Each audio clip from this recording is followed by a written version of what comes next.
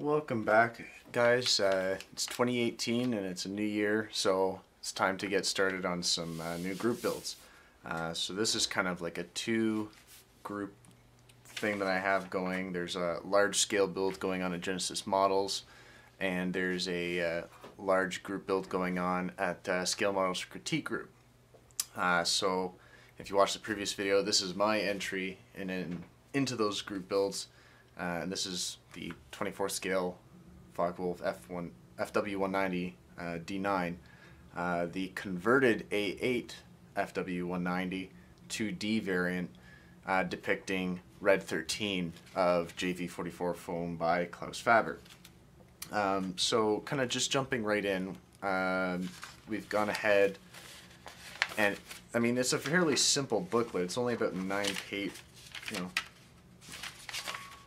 16 pages, 29 steps, I believe it was.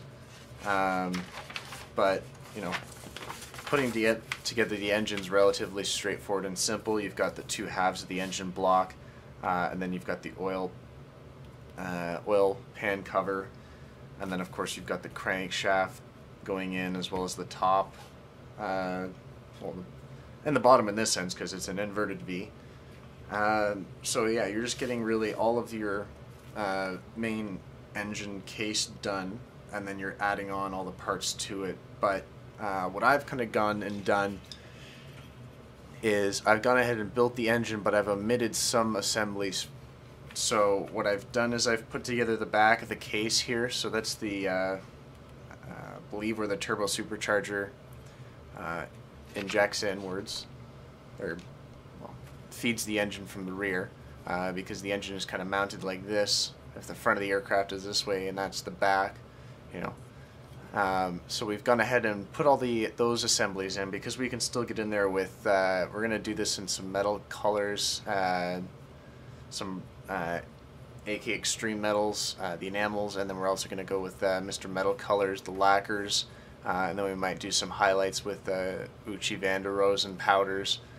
So this still gives us enough room to access all of the little intricate parts here, because for instance, if we take our turbo supercharger here and we place it here where it's supposed to go on the back of the engine, then there's all this kind of, you know, area in here that we might not be able to get to, and even when we're spraying, it might create a shallow light pattern because the primer isn't able to cover everything. So we're just going to leave that off for now, and we'll paint it separately, because it's just going to make my life easier doing it that way.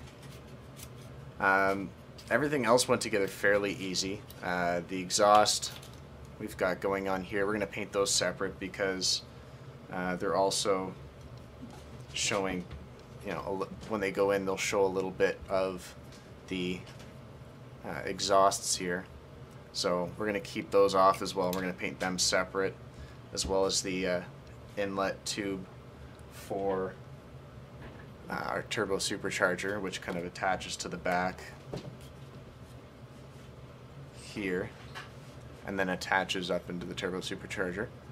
So we're going to paint that separate.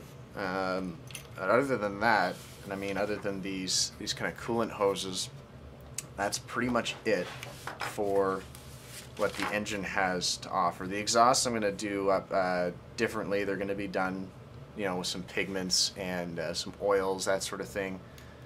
And that's pretty much it. The only major issue with the kit, I mean, if you're going to place it on, you know, outside the aircraft on display, you're going to have an issue with the back of the cylinder blocks here. There's just some exposed. This part's actually going to be hidden on the model, but you know, there's some gaps in there just showing the framework of the plastic. So that might be an issue if you're displaying it outside of the aircraft. Not an issue for me.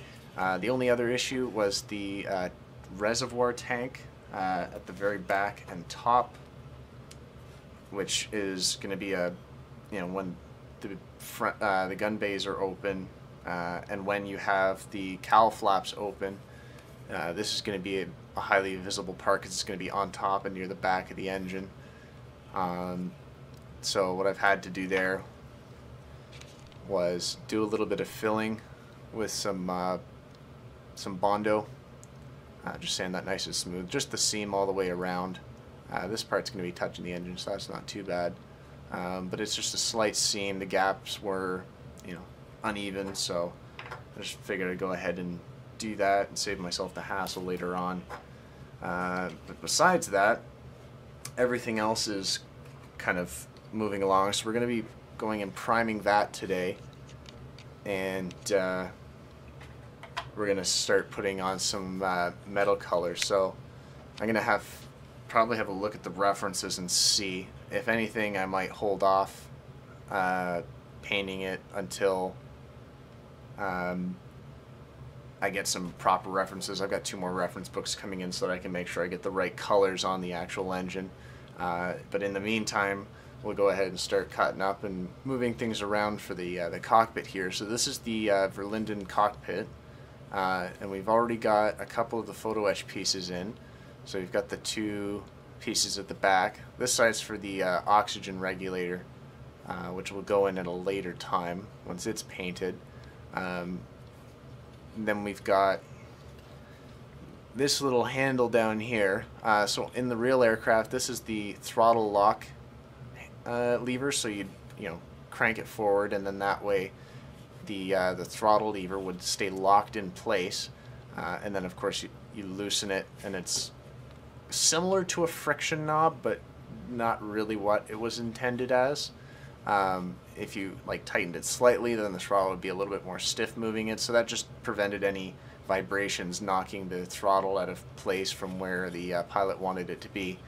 Because in the 190, it was an automatic fuel and automatic prop pitch, so it was really one throttle lever controlling all 3 aspects, where a lot of American and British planes had the 3 levers for your throttle, your pitch, and your mixture. So the throttle handle, as you can see here, is quite well molded. The only issue that the bone that I'm gonna pick really is that photo etch piece down in the middle here. That's part number 15 on the photo etch fret. So looking at the fret here, this is originally where that piece is from, but on the instructions it didn't give any indication or mention of part 15, and not to mention down at the bottom here, this is part 15, and it just tells you that it goes somewhere in there. So looking at references, it was placed slightly, it was basically in between the forward console and the mechanism for the control stick. It's a little early, forgive me. So that was the only kind of gripe that I had, so I had to go looking at some of the books that I had to see what exactly went where, but I was able to figure it out. Second to note as well is part number 9 here, which is the map case. So part 9 on the photo etch fret is just down here, just beside part 15. So the map case right here, as you can see, well detailed. There's a hole in there that's actually supposed to be there. It was kind of like a lanyard that attached into it. Klaus Faber didn't have his installed. He just had the empty map case that I guess he carried extra flares in. But again, there wasn't any indication of what number that was or how it bent and whatnot. And then but it goes on the right side of the cockpit, just about here. So you're gonna probably have like a pinprick or the space in between the front of the side console and then where the map case goes, right in there. I'm going to paint that up separately and put it on after this is all sprayed, just so that I can get some paint down and underneath here, because that'll create a problem when spraying. But I mean, other than that, we've started to prep the back of the radio case here. Now specifically on this this particular aircraft, Red 13, because it was basically an airport defense fighter. It was more of a stripped down, lightweight version of the FW190D-9. These guys didn't go up to 8,000–9,000 feet. They didn't really do anything except protect the Messerschmitt 262s coming in and landing. So a lot of the the automatic direction finding radios that the normal Luftwaffe fighters had, this one had them omitted. So before we go ahead and start building the rest of the radio compartment up, I'm probably going to look at more of the references as to what equipment it had and where that equipment would have been located, just so that I'm 100% sure that this goes there and that's how that went. But other than that, we'll probably start building up the cockpit sidewalls and putting together the gun sight, and maybe get some of the ribbing done on the back and inside the fuselage, because this thing is absolutely massive. So there's a lot of detail here that can get added in. For instance, there's photo etch pieces for this particular door here that can be hinged up and open. There's detail back here in the tail. There's also another compartment here that you'll be able to view down and see the radio gear as well. This one's kind of more for the water methanol tank that sits back there. And then also there's this panel underneath that was used to get access from underneath the aircraft.